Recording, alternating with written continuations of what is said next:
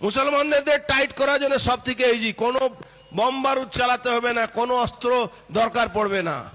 এদেরকে পাঞ্চার বারাবার এদের দোকান থেকে না, এদের দোকান থেকে মাংস কিনবেন না, এদের দোকান থেকে মুরগি কিনবেন না, এদের দোকান থেকে মাছ কিনবেন না, এদের কোনো দোকানদারি, এদের অটো রিক্সা টোটো রিক্সা বসবেন না, এদের ভাতে মারুন আপনারা।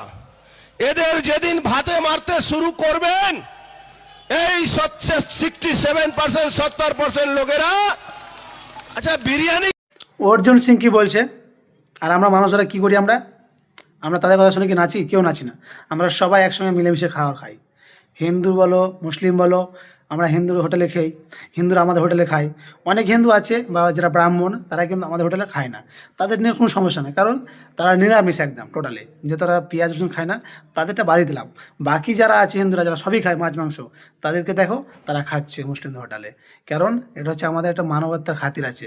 যে অর্জুন সিং বলবে আর আমরা ড্যাং ড্যাং করে না খাবো না, হিন্দুদের হোটেলে খাবো না, মুসলিম হোটেলে খাবো না, এটা কখনো নয়। আমরা সবাই সমান। আমরা মুসলিমরা হিন্দুর হোটেলে খাই, হিন্দুরা আমাদের হোটেলে খাবে। আমরা হিন্দুরা আমাদের দোকানে যে মাছ মাংস সবই কিছু নাই, আমরা সেরকম হিন্দুদের দোকানে নিতে যাই। তো অর্জুন সিং বলে কিছু করতে পারবে? এই অর্জুন সিংয়ের কথা শুনে অনেকজন আছে, অনেক অনেক হিন্দু মানুষ আছে ভাই, অনেক মুসলিম ভাইয়েরাও আছে, অনেক লাফাচ্ছে হ্যাঁ ওর কথা শুনে। কিন্তু যারা লাফাচ্ছ, ক্ষতিকার হচ্ছে তোমার, হচ্ছে না অর্জুন সিংয়ের হচ্ছে। ক্ষতি তো তোমার আমার হচ্ছে, তোমার আমার পড়োশি হচ্ছে। আমার পড়োশি একটা হিন্দু ভাই আছে, তার ক্ষতি হচ্ছে। একটা হিন্দু ভাইয়ের পড়োশি একটা মুসলিম আছে, তার ক্ষতি হচ্ছে। তাই একটা অর্জুন সিংয়ের মতন ছেঁচড়া লোকের কথা শুনে কেন আমরা নাচবো? ও বলছে বলতে দাও। একটা কথায় কেন যে কুত্তা ভোগতে रहेगा हाथी चलते रहेगा, तो সেই যে ব্যাপার, কুত্তা को भोंकना है तो भोंकने दीजिए, हाथी को चलता है तो चलने दीजिए।